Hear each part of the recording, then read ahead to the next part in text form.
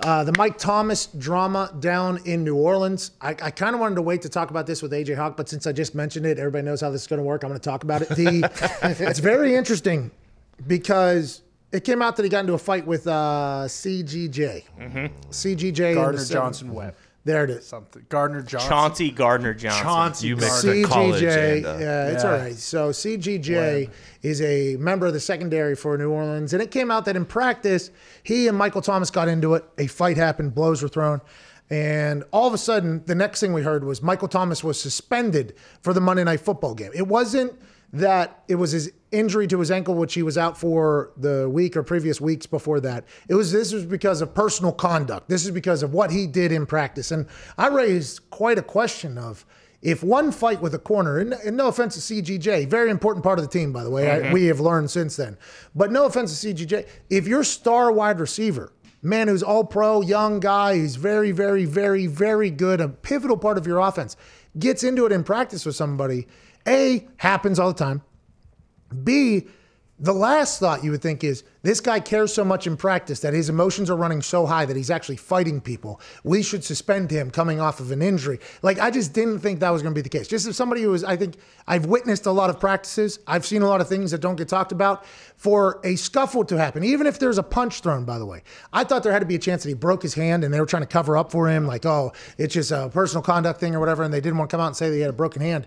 Turns out that was not the case. Sean Payton was asked about it on the Monday Night Football Countdown show on ESPN. And he said he's disrespected to the coaches and all this stuff. So Michael Thomas gets in this fight with this guy. If we are to assume what allegedly happened, he gets into a fight with CGJ. Okay, they get into it, words exchange or whatever. Then is it Sean Payton or is it another coach that pulls Michael Thomas out of there? And Michael Thomas looks at him and goes, what?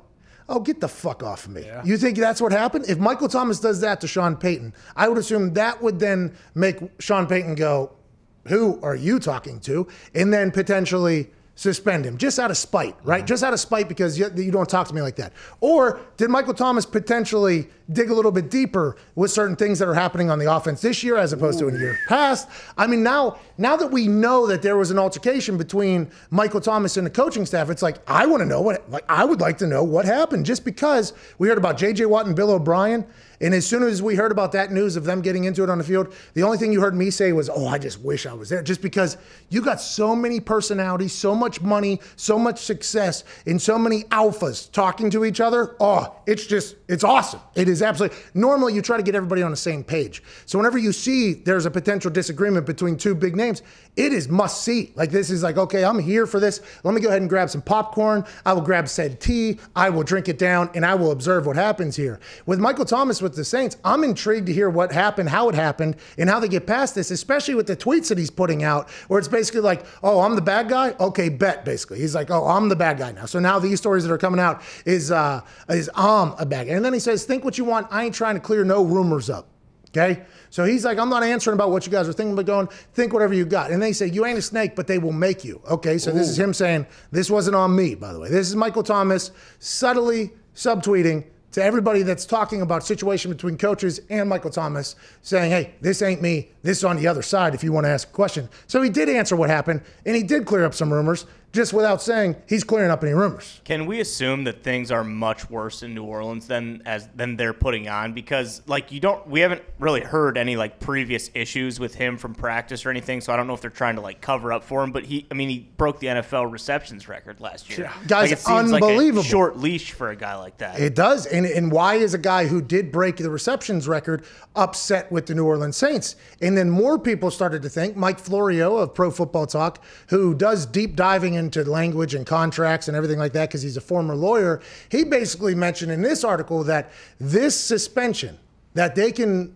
put down as either conduct detrimental to the team or a violation of something, which in every single contract, teams have outs on guarantees, and they have language in there that's like, if players suspended for violation of team rules or conduct detrimental to the team, then all guarantees are potentially void. And I guess next year there's like a $12.6 million in 2021 guaranteed, and in 2022, $15.35 million guaranteed. And if the NFL, which has, contracts that are designed to weigh for a reason. And they become something where the Saints say, we don't have to pay him any of that. Do you remember when we suspended him because the violation of player or team rules, conduct detrimental to the team? Right here, this voids all the guarantees. That would make a lot more sense. If they were looking to potentially part ways and not be on the hook for any cash with Michael Thomas, whether it is personal reasons, which it seems like it would have to be because of how good he is a football player, this is the way you offset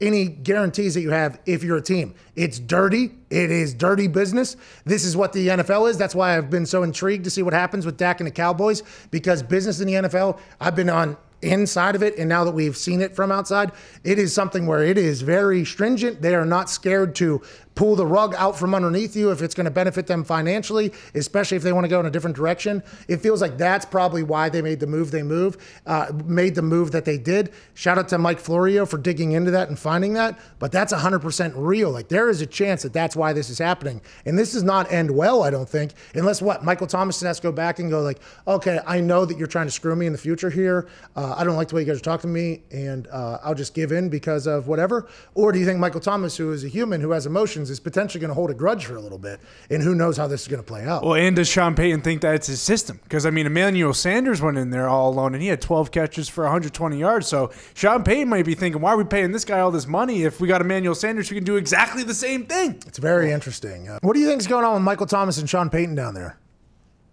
I don't know. Does Sean Payton really love the kid that Michael Thomas punched, the player? No. So Sean Payton Monday night in the countdown, he did an interview from the Superdome, from the field, with the Monday night countdown on ESPN. He had, I think, affliction jeans on, by the way. Ooh, no. There were some designer jeans. Pretty cool. There were some pretty cool jeans. And he had a T-shirt on, and he had his hair cut short. It was a different Sean, and he had he was doing the interview in Jay's, great Jay's. He has a J deal or whatever. So he looked very cool. It was cool Sean Payton. It was very cool Sean Payton.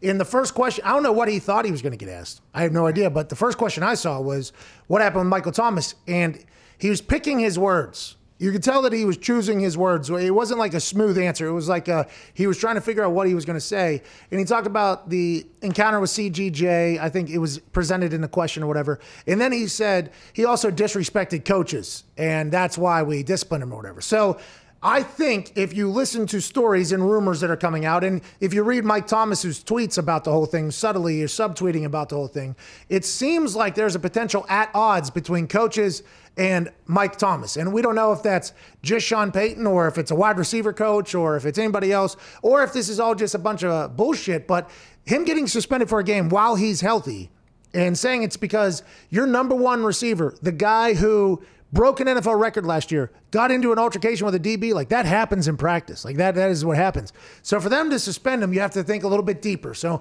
maybe him and Sean Payton got into it. Maybe he told Sean Payton he was sick of his bullshit. And then maybe Sean Payton said, we owe this guy $12.5 million next year. We owe him $15.5 million the year after that. If we suspend him for what he just did, which is a suspendable offense, we are not on the hook for those guarantees. And we can't help but run with those potential assumptions because we don't really know anything that's happened, but it feels like a lot is set up for a potential awkward encounter between Michael Thomas and Sean Payton going forward. Well, that precedent was set in the Earl Thomas situation, right? They didn't owe him because he had been suspended. Is that right? Conduct detrimental or violating team rules, whichever clause or asterisk they want. The clause is the clause. Feels like whatever one they want to get him for, they got him.